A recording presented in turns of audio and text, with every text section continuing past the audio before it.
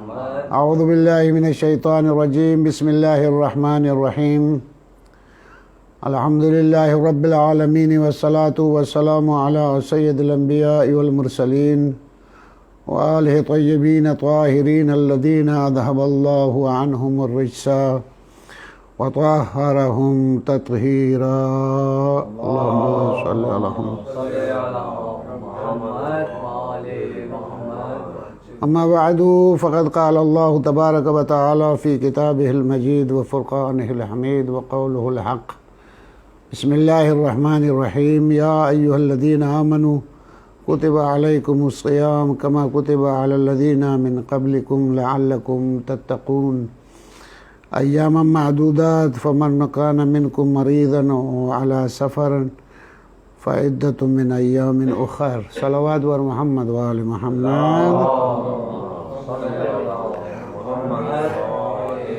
برادران ایمانی، ماہ مبارک رمضان جو اللہ کا مہینہ ہے، جس میں اللہ نے اپنے بندوں کو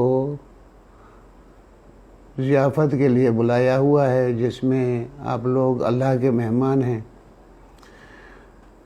اور مسلم ہے کہ جیسی جو ہستی ہوتی ہے اس کا دسترخوان ایسا ہی ہوتا ہے۔ تو پروردگار عالم نے اپنے اس مہینے میں ایسا دسترخوان بچھایا ہے کہ جو بندے کی ضرورت کی چیزیں ہیں وہ اس طرح سے اس کو پال کے اس انداز سے پروردگار عالم اس کو بنا دے۔ ہمارے پاس تو یہی ہے، فقط یہ کہ ہم کھاتے ہیں اور اپنی مادی چیزیں اور مہمان بناتے ہیں، کھانا پینا یہ پیش کر دیتے ہیں، لیکن پروردگار عالم آپ کی انسانیت کے لیے جو چیزیں ضروری ہیں وہ اپنے دسترخوان پہ وہ رکھتا ہے تاکہ آپ وہ ایک انسانی ایک لیول پہ آ جائے۔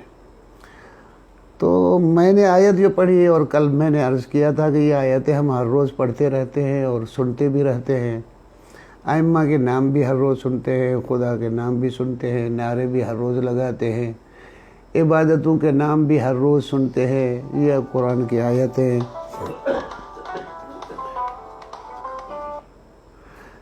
عرض کروں کہ یہ آیت میں نے پڑھی ہے، شاید گزشتہ سال بھی میں نے یہی پڑھی تھی، آپ لوگ تھے یا ایھا الذین آمنوا کتب علیکم الصیام، اے مومنو تم پہ روزے فرض کیے گئے ہیں، کما کتب علی الذین من قبلکم لعلکم تتقون، تاکہ تم ایک درجہ ہے جو متقی ہونے کا اس تک تم لوگ پہنچاؤ۔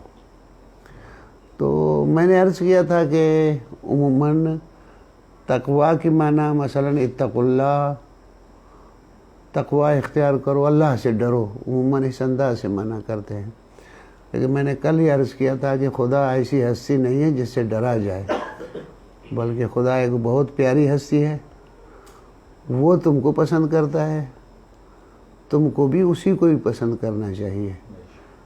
تمہارا دل، تمہارا ذہن، تمہارا ضمیر سب اس کی طرف متوجہ ہو تو یہ بھی تمہارے لیے ہی بھلا ہے، کیونکہ وہ متوجہ تمہاری طرف ہے تو متوجہ اس کی طرف ہو جاؤ۔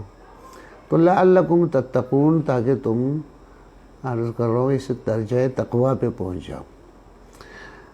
پھر یہاں درجہ تقویٰ پہ میں نے اس کی معنی یہ کی تھی کہ ڈرو نہیں بلکہ محفوظ کرنا ہے خود کو، بلکہ اس سے بھی میں نے عام معنی کی تھی آپ کی خدمت، یعنی ایک جنرل معنی کی تھی تقویٰ کی۔ یہ اگرچہ ہمارے پاس قرآن میں بھی ہے، قرآن میں بہت ہے، حتیٰ کہ نہج البلاغہ میں بھی تقویٰ بہت ہے، مثلا خود نہج البلاغہ میں اوصاف المتقین شاید 100 سے بھی زیادہ صفتیں وہاں بیان کی گئی کہ متقین کی صفت کیا ہوتی ہے، وہ بیان کی ہیں، شاید مولا علی علیہ السلام نے بیان کیا ہے، شاید کچھ سب احسان نے کیا ہو، اور بھی چھوڑ دے بہت ساری اور بھی ہوں، اگر ان کو بھی جمع کریں پھر کسی اور کے احادیث و نقل کریں جمع کرنے کے بہت بڑی تعداد اوصاف متقین کی آ جائے گی۔ خوب میں نے عرض کیا تھا آپ کی خدمت میں کہ یہ تقویٰ فقط ایک دینداری کی بات نہیں ہے، مگر یہ نہیں ہے کہ ہم لوگ ملا بن جائیں اور عرض کر رہا ہوں کہ نماز روزے کے پابند ہو گئے کہ وہ متقی ہیں، بلکہ ایک متقی ایک وصف ہے، اس قسم کے وصف ہے کہ جو اسلام سے ہٹ کے آپ کوئی نہیں دین ہی نہ رکھیں، آپ جہاں بھی کسی ادارے میں، جہاں کسی گورنمنٹ میں، جس کام میں بھی جائیں گے، بغیر عرض کر رہا ہوں اس کے مینجمنٹ کے اور اس کے جو رول ریگولیشن ہیں یا اس کے قوانین ہیں، اب اس کی پابندی کرنا آپ پہ فرض ہے۔ اگر وہ نہیں کریں گے، آپ منمانی کریں گے، تو نہ آپ کو کوئی ادارہ برداشت کرے گا، نہ کوئی کمپنی برداشت کرے گی، نہ کوئی گورنمنٹ آپ کو برداشت کرے گی، کیونکہ آپ قوانین اور ان کے دستورات کی پابندی نہیں کرتے۔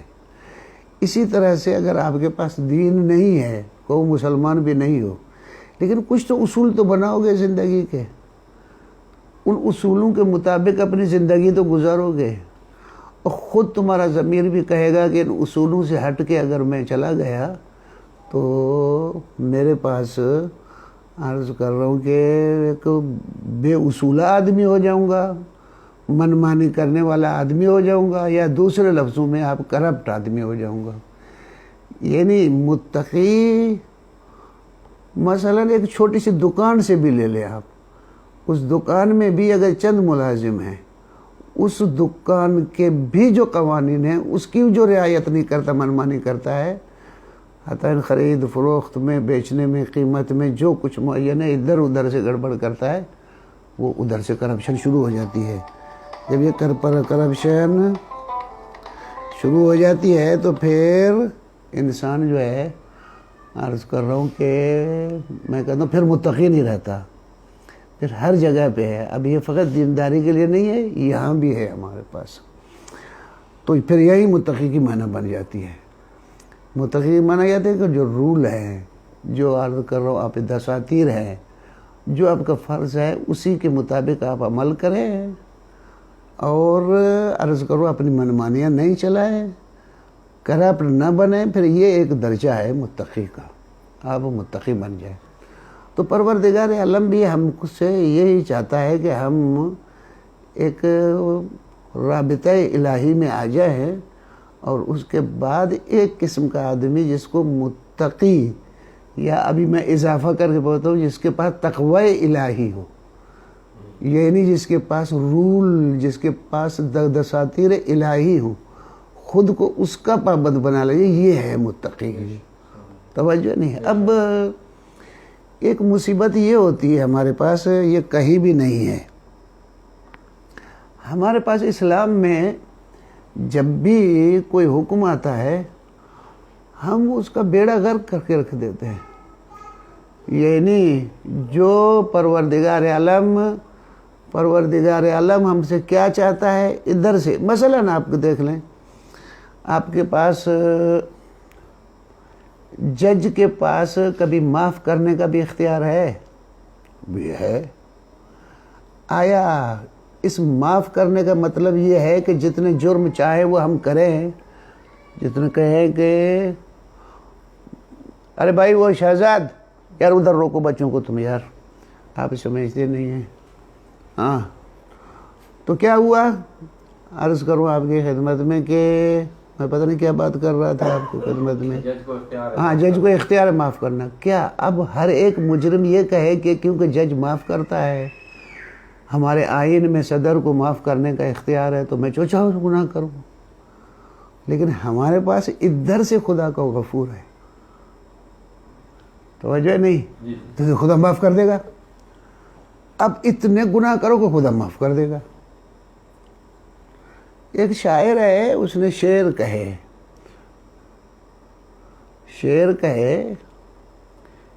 کہ اگر محشر کے دن، فارسی کا شعر ہمیں یاد نہیں ہے، تو اگر شفاعت علی ابن ابی طالب کی ہے تو پھر تو میں تم کو کہتا ہوں جو چاہو گناہ کرو۔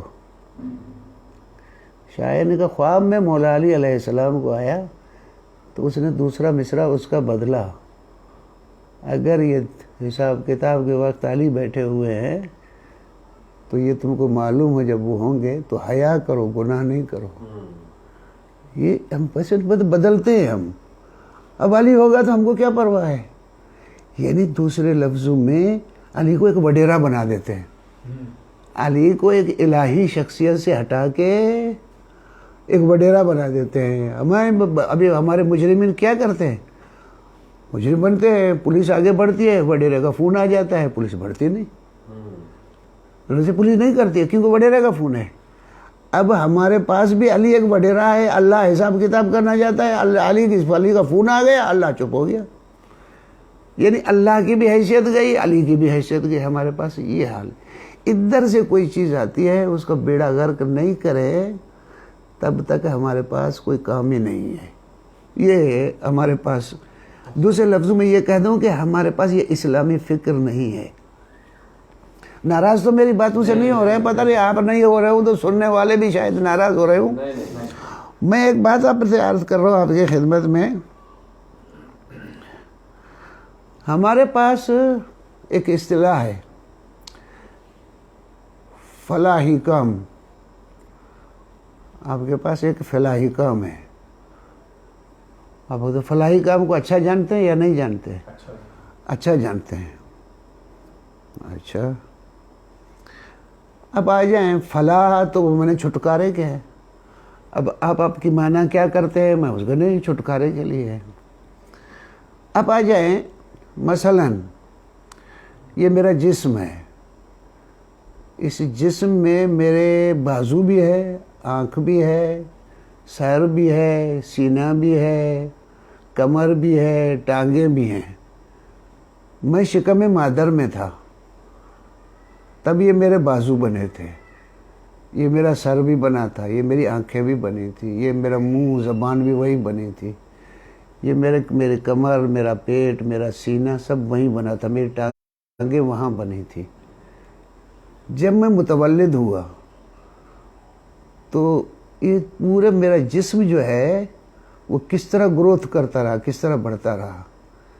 یہ نہیں جتنا ہاتھ کو بڑھنا چاہیے، ہاتھ اتنا بازو کو بڑھنا چاہیے اتنا بڑھتا تھا. جتنے انگلیوں کو بڑھنا چاہیے وہ اتنا بڑھتی تھی. جتنا آنکھ کو بڑھنا چاہیے وہ اتنا بڑھتی تھی. جتنا سینے کو بڑھنا چاہیے وہ بڑھتا تھا. اور جس طرح ٹانگوں کو بڑھنا چاہیے تو میں ایک نارمل بڑھتا تھا. توجہ نہیں. لیکن اگر آپ فرض کریں کہ میرے اور گروتھ یا اور بڑھنا تو ایک ہو، لیکن میری ناک کا بڑھنا ایک بہت زیادہ ہو جائے، بہت زیادہ ہو جائے. مثلا چند سال کا ہوا اور ناک ادھر آ گئی، یا نہیں ناک نے بڑھنا ہی چھوڑ دیا، تو آپ مجھے کیا بتائیں گے؟ آپ کہ تمہارا تو حال ٹھیک نہیں ہے، تو بیمار ہو. کیونکہ تمہارا بڑھنا گھٹنا نارمل نہیں ہے. نارمل جب ہو تو جب تمام چیزیں اپنی جگہ پہ، ورک پہ ہوں، کام پہ ہوں، تب جا کے تم ایک کام کے ہو. توجہ یا نہیں؟ اچھا، اب یہ ہے. اسی طرح سے آپ ہیں. میں فرد کو لیتا ہوں، ابھی اور کو نہیں. آپ اکیلے ہیں، آپ فرد ہیں. آپ کو عبادت بھی کرنی ہے، نہیں کرنی؟ عبادت بھی کرنی ہے.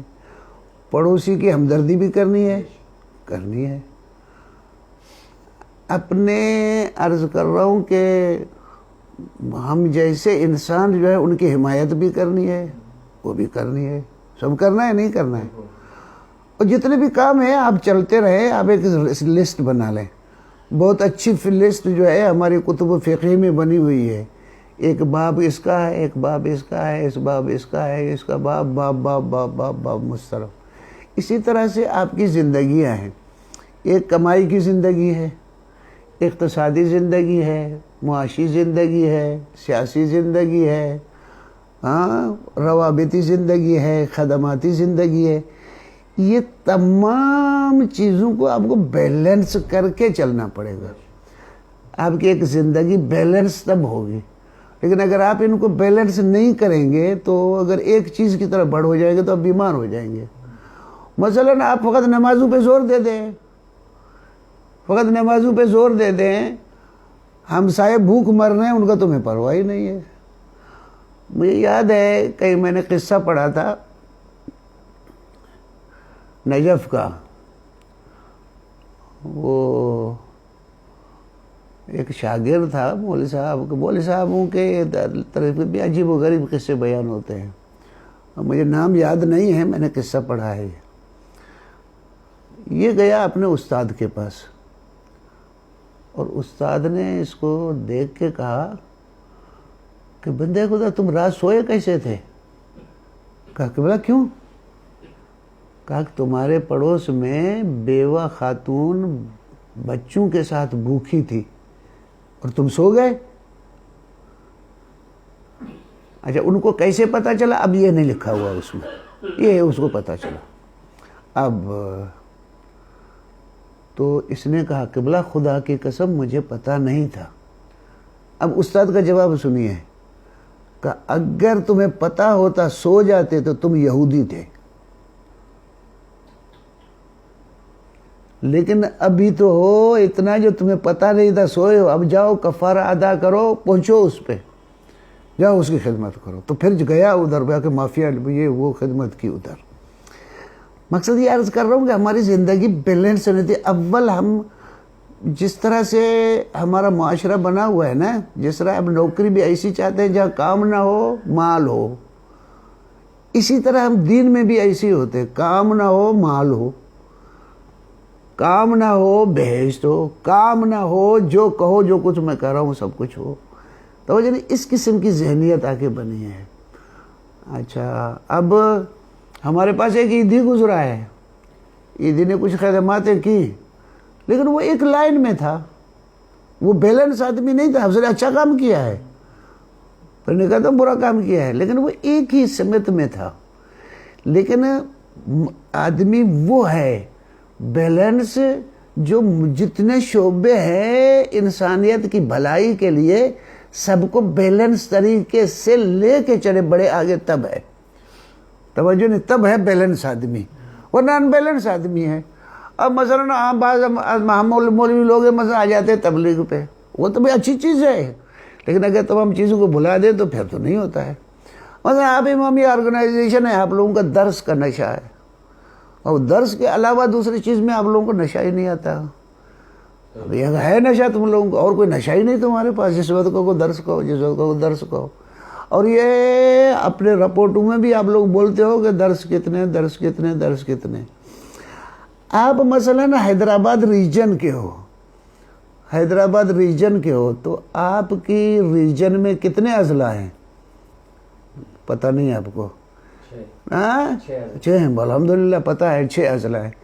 آپ کو ان 6 اضلاع کی رپورٹ ہے آپ کے پاس کہ یہ یہاں 6 اضلاع میں مؤمنین بھوکے مر رہے ہیں، خوشحال ہیں، علمی لحاظ سے کتنے ہیں، ان کے اسکول کیسے چل رہے ہیں، ان کے بچے کیسے ہیں، وہ لوگ کیسے ہیں؟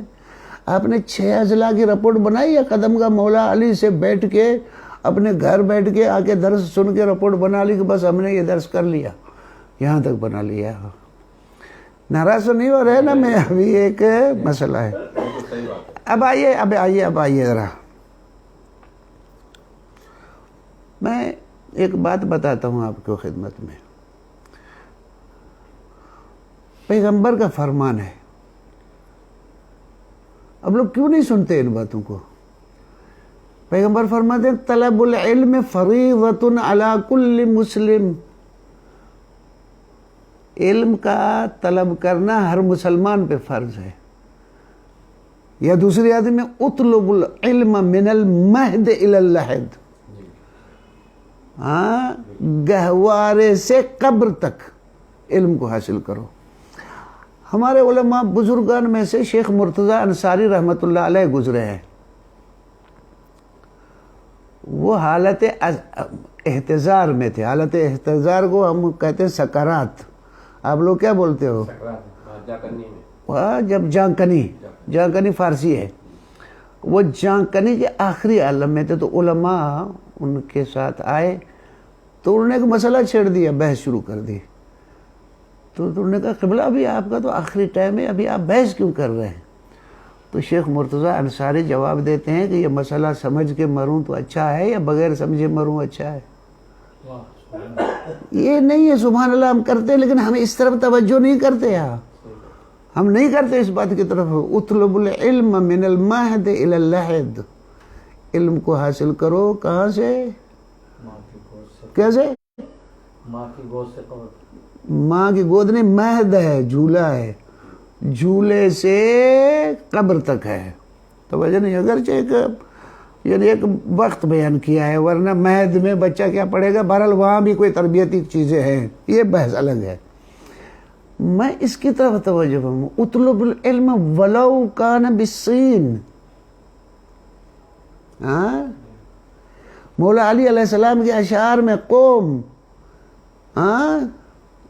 اٹھو، علم کو حاصل کرو، ولا تطلب لہ بدلا، اس کے لیے تم کوئی پھر بدل نہ تلاش نہیں کرو، فقط علم کو علم کے لیے لو. کیوں؟ والناس موتا، لوگ ایک زندہ جنازے ہیں، وَأَهْلُ الْعِلْمِ أَحْيَاءُ، اور علم والے ہی زندہ ہیں. میرے ساتھ ہے یا نہیں؟ اب یہی ہے، ہمارے پاس آ جاتا ہے اور ہم جب تک اسلام کا بیڑا غرق نہ کرے نا تب تک ہم شیعہ مسلمان ہوتے ہی نہیں ہیں. ہمارے پاس یہ ہے قانون، جب تک اس کو بیڑا غرق نہیں کریں. اب بتائیے نماز واجب ہے یا نہیں؟ جواب دے. واجب ہے. کون سا ٹائم ہے اس کا؟ صبح کا، ظہر کا، عصر کا، مغرب کا، عشاء کا. پھر تو نہیں نا، خود نہیں ہے. فجر تو بتایا نا، فجر، ظہر، عصر، ٹائم وہی نہیں نا، مغرب، عشاء. پھر تو نہیں نماز، بس نماز کا ٹائم ہے. حج کا بھی ٹائم ہے یا نہیں؟ حج کا ٹائم ہے، وزی حجہ کے مہینے میں ہے، وہ مکے جا کے حج کرنا پڑتا ہے. بس حج کا بھی ٹائم ہے، نماز کا بھی ٹائم ہے، روزے کا بھی ٹائم ہے. ماہ رمضان، اس مہینے میں تم پہ روزہ فرض ہے، بس اس مہینے میں تم پہ روزہ فرض ہے، بس اس کا بھی وقت معین ہے، پورے سال نہیں ہے. نماز بھی تم پر فرض ہے پورا سال، لیکن اس کا بھی وقت معین ہے. لیکن طلب العلم فریضہ من المہد الی اللحد. ابھی اس بات کی طرف آپ توجہ دے رہے نا، علم کا طلب کرنا کہاں سے فرض ہے؟ کوئی زمانہ ہے؟ نہیں. کوئی مکان ہے؟ نہیں. کوئی وقت ہے؟ کوئی نہیں. 1 سال ہے؟ نہیں. ہمیشہ ہے، فرض ہے. فرض ہے یعنی واجب ہے. بس طلب العلم فریضہ. اچھا اب آ جاؤ، پھر مزہ لیتے ہیں. ہمارے پاس جب تک لڑائیاں نہ کرے نا تب تک ہماری جان نہیں چھوٹتی. اچھا یہ طلب العلم فریضہ کی کیا معنی ہے؟ کیا؟ جاؤ مولویوں کے پاس کہے فقہ پڑھو، کوئی پڑھے گا علم کلام جا کے پڑھو کیونکہ اس سے اللہ کو پہچانتے ہو. فقہ تم اپنے فرائض سمجھتے ہو. توجہ نہیں، جاؤ گے تفسیر پڑھو اس لیے کہ تم اسے قرآن سمجھتے ہو. چاہو حدیث سمجھو اس لیے کہ تم اہل بیت کا کلام سمجھتے ہو، اس سے قرآن سمجھتے ہو، اس سے احکام الہی بھی ملتے. جاؤ حدیثیں پڑھو. توجہ ہی نہیں. جس کے پاس جاؤ وہ اپنی معنی کرتا ہے. ڈاکٹر کے پاس کہو گے تو ہے ہی یہی، اگر آدمی زندہ نہیں ہوگا تو اللہ کو کیسے پہچانے گا، نماز کیسے پڑھے گا، اس لیے آدمی کو سالم رکھو. سمجھ نہیں، ہر ایک اپنی باتیں کرے گا. معاش والے کے پاس جاؤ گے جب معاشیات نہیں ہوں گی. میرے پاس ہے یا نہیں؟ ہر ایک اپنے پاس. اب طلب العلم فریضہ، میرے ساتھ ہے؟ کیا فرمایا؟ طلب العلم. اب میں آپ سے پوچھتا ہوں، آیا آپ ایک پست معاشرہ چاہتے ہیں یا قوی معاشرہ چاہتے ہیں؟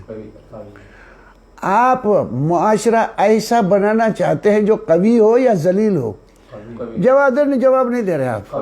قوی معاشرہ چاہتے ہیں. تو قوی معاشرہ چاہتے ہیں تو کس چیز میں؟ تو معاشرے کی ضرورتیں کیا ہیں؟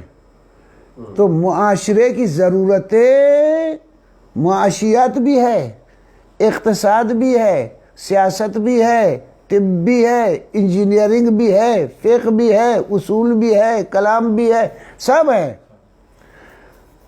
اچھا، علماء ایک فتویٰ دیتے ہیں، جا کے پڑھیں آپ، کہتے ہیں کہ جو تمہارے یہ واجبات میں جو ضروری چیزیں ہیں وہ سیکھنا ضروری ہے۔ کیا؟ وہ چیزیں ضروری ہے۔ مثلا نماز پڑھتے ہیں آپ تو معلوم ہے آپ کو وضو صحیح آنا چاہیے، غسل صحیح آنا چاہیے، سیکھنا چاہیے، وضو سیکھنا چاہیے، غسل بھی صحیح ہونا چاہیے، توجہ یا نہیں؟ کپڑے پاک پہننا چاہیے، حلال کپڑے، یعنی مخمس مال سے دیے ہوئے کپڑے پہنے، یہ سب آنا چاہیے یا نہیں ہے؟ آنا چاہیے نا سب۔ آیا تمہارے معاشرے کے لیے تجارت ضروری ہے یا نہیں؟ کیا؟ تو تجارت میں کون سی چیزیں حلال ہے، کون سی حرام ہے، تم کو معلوم ہونا چاہیے یا نہیں؟ اور ہمارے پاس کون پڑھتا ہے تجارت کرتے ہوئے یہ اصول کے کون سے تجاری اصول غلط ہے، کون سے غلط ہیں، شریعت میں کیا بتایا گیا، کون پڑھتا ہے؟ کوئی نہیں پڑھتا ہے، توجہ نہیں، اس کی طرف توجہ ہی نہیں۔ بس معلوم ہوتا ہے کہ جب تمہارا معاشرہ عرض کر رہا ہوں خراب ہو رہا اور تم کو تجارت واجب ہے، جس طرح نماز واجب ہے، جس طرح نماز واجب ہے اس طرح تجارت واجب ہے، اور تمہارے پاس بیمار ہے، تم کو ڈاکٹروں کی ضرورت ہے تو ڈاکٹر بننا واجب ہے، جس طرح نماز واجب ہے، لیکن نماز ایک ٹائم پہ واجب ہے، اس کے لیے وقت معین نہیں ہے، توجہ نہیں۔ اگر تو آپ کو انجینئرنگ کی ضرورت ہے، آپ کو بڑے بڑے مثلاً عرض کر رہا ہوں ڈیم بنانے ہیں، یہ بجلیاں بنانے ہیں، یہ آپ کو انجینئرنگ کی ضرورت ہے، تو آپ کے معاشرے کو انجینئرنگ کی ضرورت ہے یا نہیں؟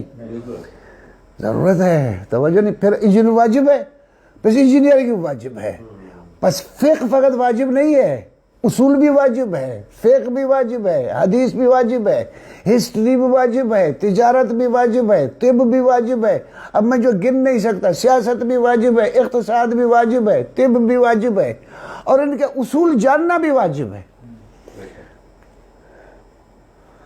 اور ایک بھلی تنظیم کا خاصہ یہ ہے کہ ان تمام پہلوؤں پہ کام کرے، توجہ یا نہیں؟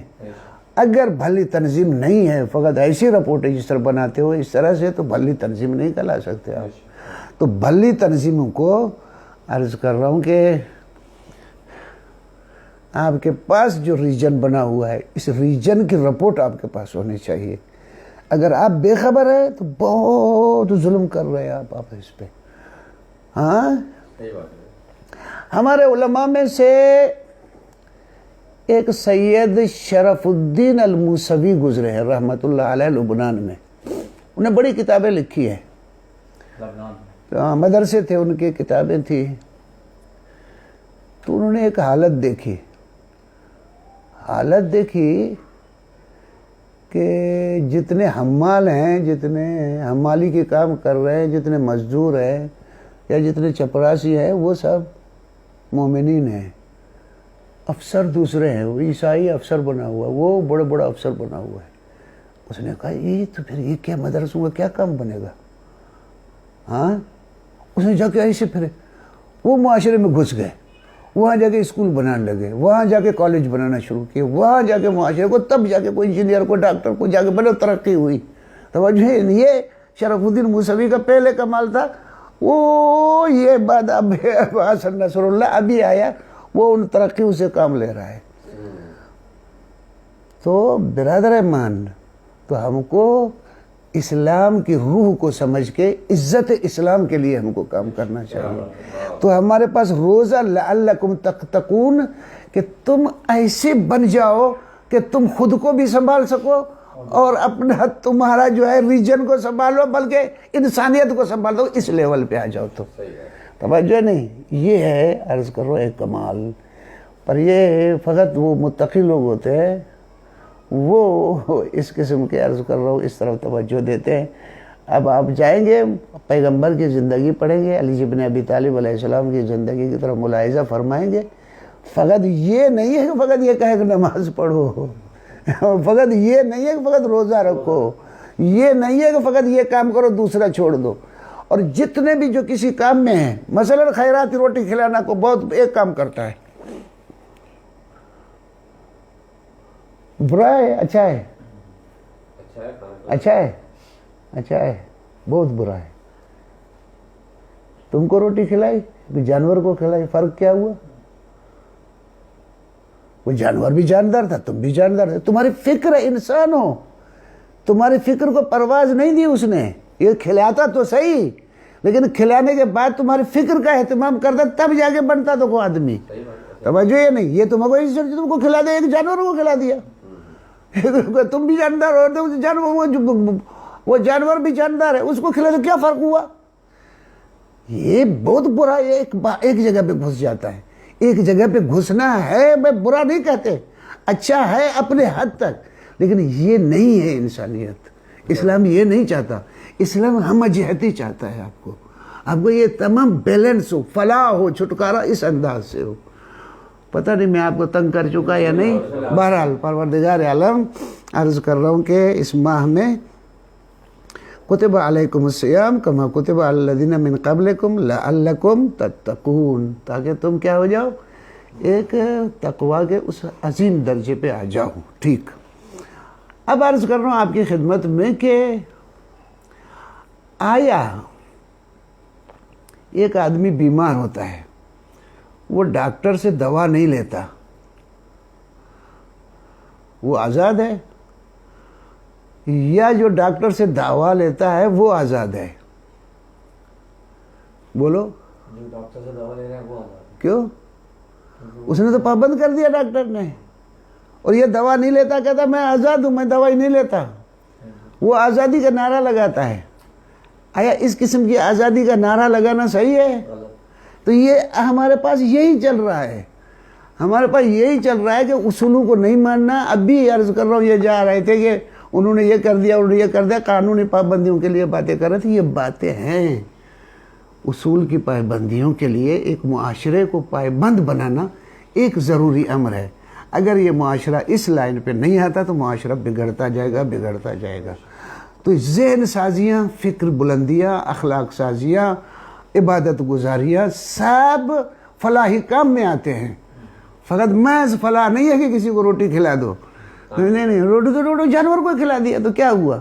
تم نے انسان بناؤ، عظیم فکری بناؤ، علمی بناؤ، علمی شخصیتیں بناؤ، تو یہ جاگے کام بنتا ہے.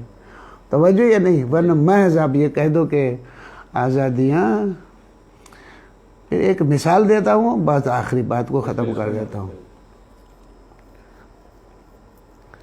آپ آزاد ہو، آپ کے گھر نہ ہو تو اچھا ہے. آپ آزاد ہو، آپ کے پاس جاب نہ ہو، اچھا ہے.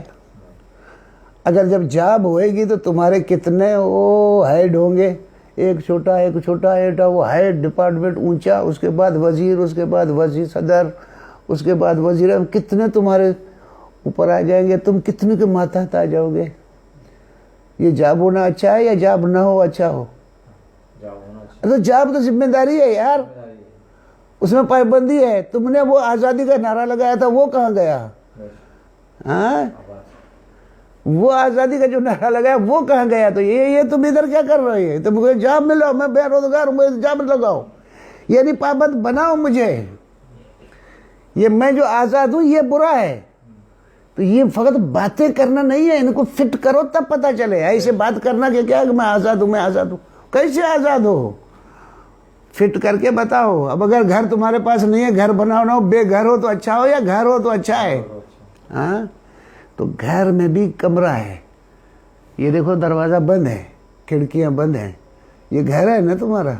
گھر ہے تو اچھا ہے یا نہیں؟ بالکل اچھا ہے. اسی کمرے میں بیٹھے ہو، 4 دیواری ہے، اس میں اندر کمرہ ہے، اس میں دروازہ ہے، اس میں کھڑکیاں ہیں، اس میں چٹخنی ہے. آپ اس میں بند بیٹھے بہت خوش ہیں. اگر اسی قسم کو قید خانے میں لے جائے اور ایک کمرے میں وہی کھڑکیاں ہوں، وہ بند ہو، اور یہ دروازہ اور چٹخنی لگا دے، اس میں اندر بٹھا دے، تو وہ برا ہے؟ کیوں وہ برا ہے؟ یہ برا کیوں ہے؟ وہ سلب آزادی ہے قید خانہ. یہ حفاظت ہے اپنی.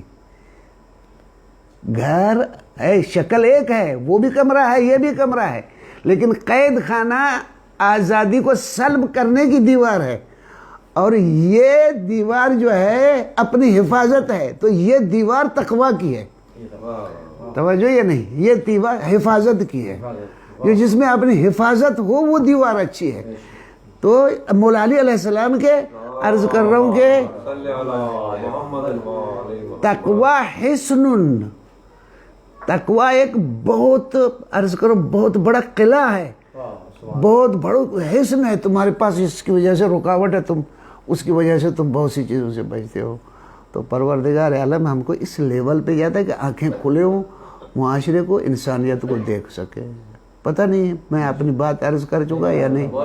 بہت اچھے، مولا توفیق دے آپ کو انشاءاللہ ہم کو اسلام سمجھنے کی اور اسلام کی عزت کے لیے کام کرنے اور معارف اسلام کو الٹا سمجھنے سے بچنے کی توفیق عنایت فرمائے، حقائق اسلامی کو صحیح سمجھ کے اس لیے جد و جہد کرنے کی ہم کو توفیق عنایت فرمائے۔ شکر گزار ہوں آپ کا، جو برادران سن رہے ہیں ان کا بھی شکر گزار ہوں، اور یہ ٹیم جو زحمت کر رہی ہے ان کا بھی شکر گزار ہوں کہ آپ نے مجھے وقت دیا، میں نے الٹی سیدھی باتیں کہیں آپ کو، بہرحال میں سمجھ جو مجھے آیا میں نے آپ کی خدمت میں عرض کیا۔ مولا ہم کو یہ سمجھنے کی توفیق عنایت فرمائے انشاءاللہ، مولا عظمت عنایت کرے آپ لوگوں کو اور ہم سب کو اپنی ذمہ داریاں سمجھ پہ اس پہ عمل کرنے کی توفیق عنایت فرمائے انشاءاللہ۔ اب جو سن رہے ہیں حضرات یا آپ لوگ موجود ہیں، خود ہمارے مرحومین جو ہیں ان کے لیے ایک سورہ فاتحہ پڑھ دے۔ بسم اللہ الرحمن الرحیم، الحمدللہ رب العالمین الرحمن الرحیم مالک یوم الدین، ایاک نعبد و ایاک نستعین، اہدنا الصراط المستقیم صراط الذین انعمت علیہم غیر المغضوب علیہم ولا الضالین، اللہم صل علی محمد وعلی محمد۔